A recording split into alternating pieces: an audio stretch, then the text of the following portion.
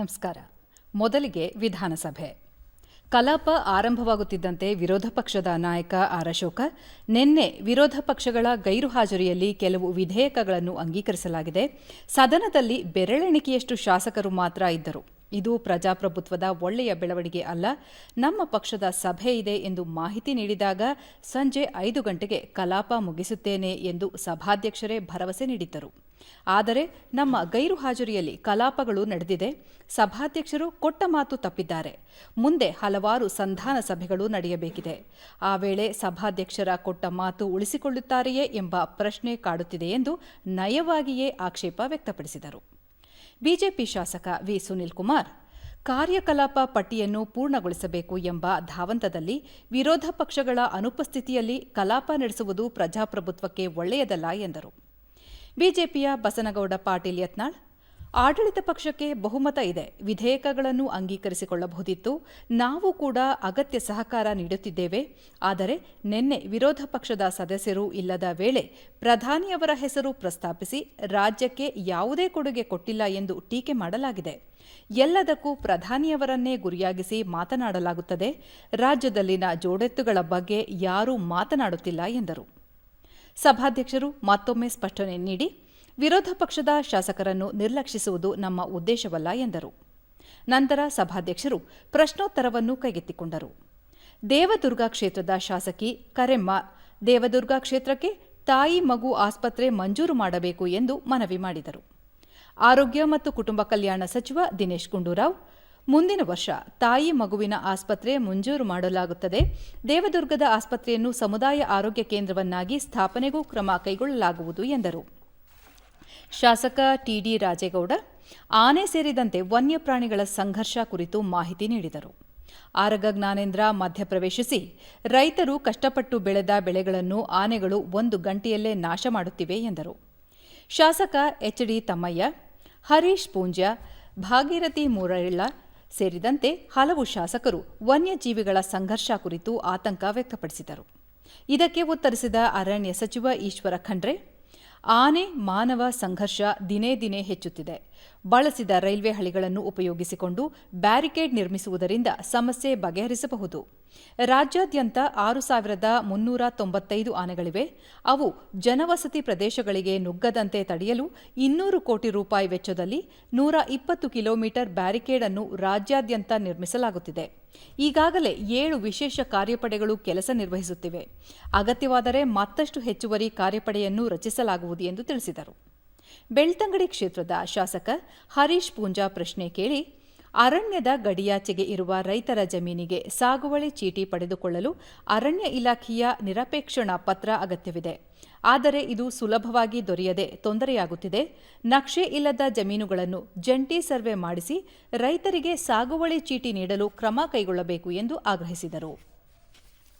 ಸಚಿವ ಈಶ್ವರ ಖಂಡ್ರೆ, ಜಂಟಿ ಮೋಜಣಿಯನ್ನು ಶೀಘ್ರವಾಗಿ ಕಾಲಮಿತಿಯೊಳಗೆ ಪೂರ್ಣಗೊಳಿಸಲಾಗುವುದು. ಅರಣ್ಯ ಇಲಾಖೆಯ ಸುತ್ತಳತೆಯಲ್ಲಿ ಹೆಚ್ಚುವರಿ ಭೂಮಿ ಕಂಡುಬಂದರೆ ಗಡಿಯನ್ನು ಗುರುತಿಸಿ ಉಳಿದ ಭೂಮಿಯನ್ನು ಕಂದಾಯ ಇಲಾಖೆಗೆ ಹಸ್ತಾಂತರಿಸುತ್ತೇವೆ ಎಂದರು. ಶೂನ್ಯ ವೇಳೆಯಲ್ಲಿ ಭ್ರೂಣಲಿಂಗ ಪತ್ತೆ ಪ್ರಕರಣ ಸಂಬಂಧ ಕುರಿತು ಉತ್ತರಿಸಿದ ಆರೋಗ್ಯ ಮತ್ತು ಕುಟುಂಬ ಕಲ್ಯಾಣ ಸಚಿವ ದಿನೇಶ್ ಗುಂಡೂರಾವ್, ಭ್ರೂಣಲಿಂಗ ಪತ್ತೆ ಮತ್ತು ಹತ್ಯೆಯನ್ನು ತಡೆಗಟ್ಟಲು ಐಪಿಸಿ ಸೆಕ್ಷನ್ಗೆ ತಿದ್ದುಪಡಿ ತರಲಾಗುವುದು. ಜೊತೆಗೆ ವಿಶೇಷ ಕಾಯ್ದೆ ಹಾಗೂ ಪ್ರತ್ಯೇಕ ನೀತಿ ರಚಿಸಲು ಕ್ರಮ ಕೈಗೊಳ್ಳಲಾಗಿದೆ. ಸಾಮಾಜಿಕವಾದ ಈ ಪಿಡುಗನ್ನು ತಡೆಯಲು ಪ್ರಾಮಾಣಿಕ ಪ್ರಯತ್ನ ಮಾಡುತ್ತೇನೆ ಎಂದರು. ಕಾನೂನು ಮತ್ತು ಸಂಸದೀಯ ವ್ಯವಹಾರಗಳ ಸಚಿವ ಎಚ್.ಕೆ. ಪಾಟೀಲ್, ಭ್ರೂಣ ಹತ್ಯೆ ತಡೆಯಲು ಸೂಕ್ತ ಕಾನೂನು ತರುವುದು ಅನಿವಾರ್ಯವಾಗಿದೆ. ಮುಂದಿನ ಅಧಿವೇಶನದ ವೇಳೆಗೆ ಕಾನೂನು ಮತ್ತು ಆರೋಗ್ಯ ಇಲಾಖೆ ಜಂಟಿಯಾಗಿ ಸಹಯೋಗದಲ್ಲಿ ಕಾನೂನು ರೂಪಿಸುತ್ತೇವೆ ಎಂದು ಭರವಸೆ ನೀಡಿದರು. ಶಾಸಕ ಬಸವನಗೌಡ ಪಾಟೀಲ್ ಯತ್ನಾಳ್, ಪೊಲೀಸ್ ಇಲಾಖೆಯಲ್ಲಿ ಪತಿ ಪತ್ನಿ ಅಂತರ್ಜಿಲ್ಲಾ ವರ್ಗಾವಣೆಗೆ ಅವಕಾಶ ಮಾಡಿಕೊಡಿ ಎಂದು ಒತ್ತಾಯಿಸಿದರು. ಗೃಹ ಸಚಿವರ ಪರವಾಗಿ ಉತ್ತರ ನೀಡಿದ ಸಚಿವ ಕೃಷ್ಣ ಬೈರೇಗೌಡ, ಪೊಲೀಸ್ ಅಧಿಕಾರಿಗಳ ವರ್ಗಾವಣೆ ಕಾಲಮಿತಿ ಮೊದಲು 2 ವರ್ಷವಿತ್ತು. 7 ವರ್ಷದ ಹಿಂದೆ ಅದನ್ನು 1 ವರ್ಷಕ್ಕೆ ಮಾಡಲಾಗಿದೆ. ಪೊಲೀಸ್ ವರ್ಗಾವಣೆ ಕುರಿತು ಸರ್ಕಾರ ಸೂಕ್ತ ಕ್ರಮ ಕೈಗೊಳ್ಳಲಿದೆ ಎಂದರು. ಭೋಜನ ವಿರಾಮದ ಬಳಿಕ ಸಭಾಧ್ಯಕ್ಷರು ಉತ್ತರ ಕರ್ನಾಟಕ ಭಾಗದ ಅಭಿವೃದ್ಧಿ ಕುರಿತು ಮುಂದುವರೆದ ಚರ್ಚೆಗೆ ಅವಕಾಶ ಮಾಡಿಕೊಟ್ಟರು. ಬಿಜೆಪಿ ಶಾಸಕ ಸಿದ್ದು ಸವದಿ ತಮ್ಮ ಅಭಿಪ್ರಾಯಗಳನ್ನು ಹಂಚಿಕೊಳ್ಳುತ್ತಿದ್ದರು. ಸದನದಲ್ಲಿ ಸಚಿವ ಪ್ರಿಯಾಂಕ ಖರ್ಗೆ ಹೊರತುಪಡಿಸಿ ಬೇರೆ ಯಾವ ಸಚಿವರೂ ಇಲ್ಲದ ಕಾರಣ ಬಿಜೆಪಿ ಶಾಸಕರು ಆಕ್ಷೇಪ ವ್ಯಕ್ತಪಡಿಸಿದರು. ಆರ್ ಅಶೋಕ, ಅರ್ಧಕ್ಕೆ ನಿಂತಿರುವ ಚರ್ಚೆಯನ್ನು ಪೂರ್ಣಗೊಳಿಸಲು 5-6 ನಿಮಿಷ ಕಾಲಾವಕಾಶ ನೀಡಿ ಎಂದು ಶಿಫಾರಸು ಮಾಡಿದರು. ಸಭಾಧ್ಯಕ್ಷರು ಮೊದಲು ಪ್ರಸಾದ್ ಅಬ್ಬಯ್ಯ ಮಾತನಾಡಲಿ, ನಂತರ ಸಿದ್ದು ಸವದಿಗೆ ಅವಕಾಶ ನೀಡುತ್ತೇನೆ ಎಂದು ಸಮಜಾಯಿಷಿ ನೀಡಿದರು.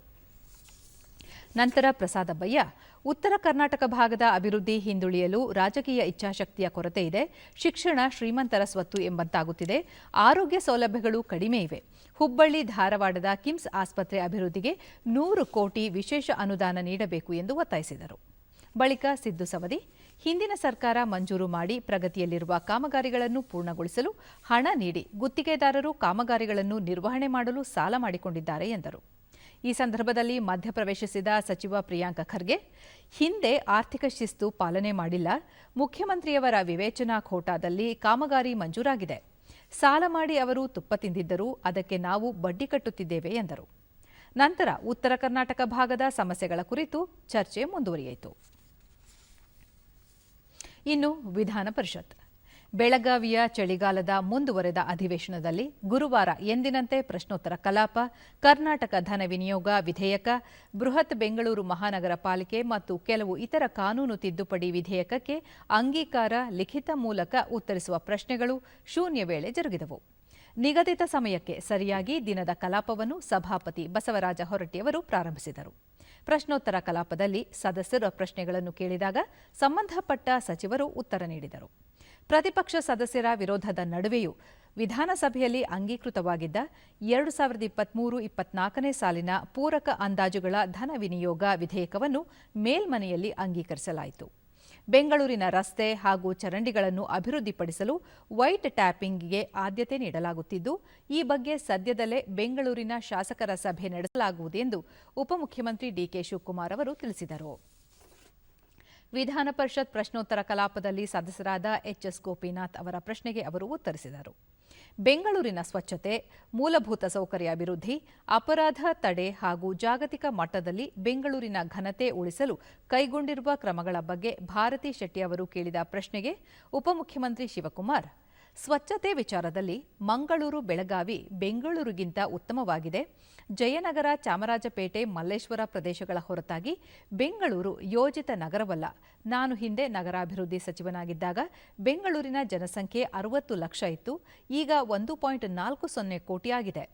ಇಷ್ಟು ದೊಡ್ಡ ಜನಸಂಖ್ಯೆಗೆ ಕುಡಿಯುವ ನೀರು ಪೂರೈಕೆ, ಘನ ತ್ಯಾಜ್ಯ ವಿಲೇವಾರಿ ದೊಡ್ಡ ಸವಾಲು. ಕಸ ವಿಲೇವಾರಿಗೆ ಬೇರೆ ರಾಜ್ಯಗಳಲ್ಲಿ ಅಳವಡಿಸಿರುವ ವ್ಯವಸ್ಥೆಗಳನ್ನು ಅಧ್ಯಯನ ಮಾಡಲಾಗುತ್ತಿದೆ. ದೆಹಲಿ, ಹೈದರಾಬಾದ್ನಲ್ಲಿ ಅಧ್ಯಯನ ಮಾಡಲಾಗಿದೆ. ಇಂಧೋರ್ಗೆ ತೆರಳಬೇಕಿದೆ. ಈ ಬಗ್ಗೆ ಎಲ್ಲಾ ಪಕ್ಷದ ನಾಯಕರು ಹಾಗೂ ಸಾರ್ವಜನಿಕರ ಸಲಹೆ ಪಡೆದಿದ್ದೇನೆ ಎಂದರು.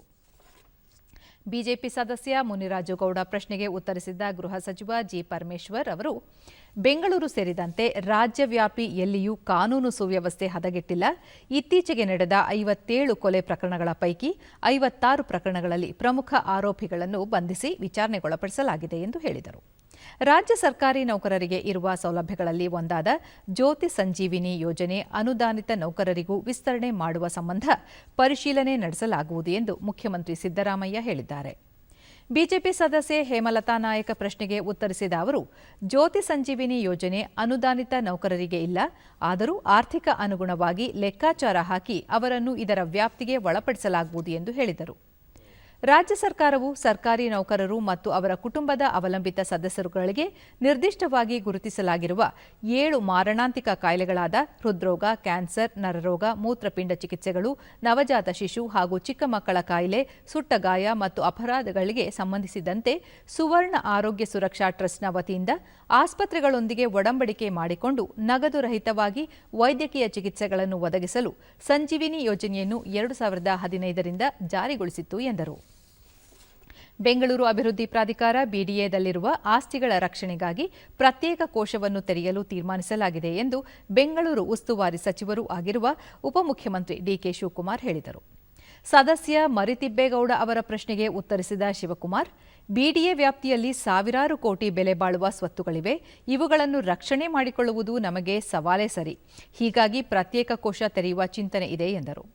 ಪ್ರತಿಪಕ್ಷ ಸದಸ್ಯರ ವಿರೋಧದ ನಡುವೆಯೂ ವಿಧಾನಸಭೆಯಲ್ಲಿ ಅಂಗೀಕೃತವಾಗಿದ್ದ 2023-24ನೇ ಸಾಲಿನ ಪೂರಕ ಅಂದಾಜುಗಳ ಧನ ವಿನಿಯೋಗ ವಿಧೇಯಕವನ್ನು ವಿಧಾನ ಪರಿಷತ್ನಲ್ಲಿ ಅಂಗೀಕರಿಸಲಾಯಿತು.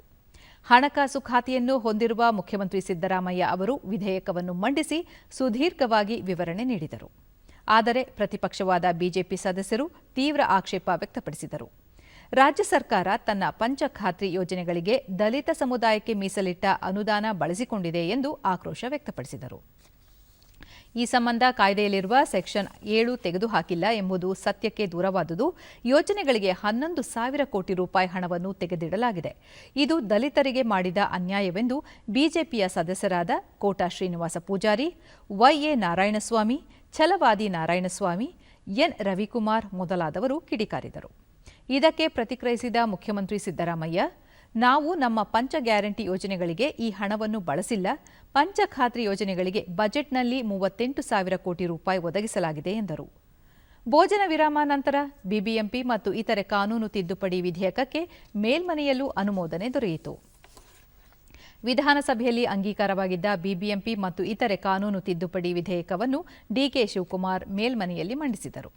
ವಿಧೇಯಕ ಕುರಿತ ಚರ್ಚೆ ವೇಳೆ ಬಡಾವಣೆ ಮತ್ತು ಕಟ್ಟಡಗಳನ್ನು ವರ್ಗೀಕರಣ ಮಾಡಿ ಅದಕ್ಕೆ ಅನುಗುಣವಾಗಿ ಶುಲ್ಕ ವಿಧಿಸಬೇಕು ಎಂಬ ಸದಸ್ಯ ಶರವಣ ಮತ್ತು ಕೇಶವಮೂರ್ತಿ ಅವರ ಸಲಹೆಯನ್ನು ಪರಿಗಣಿಸುವುದಾಗಿ ಶಿವಕುಮಾರ್ ತಿಳಿಸಿದರು.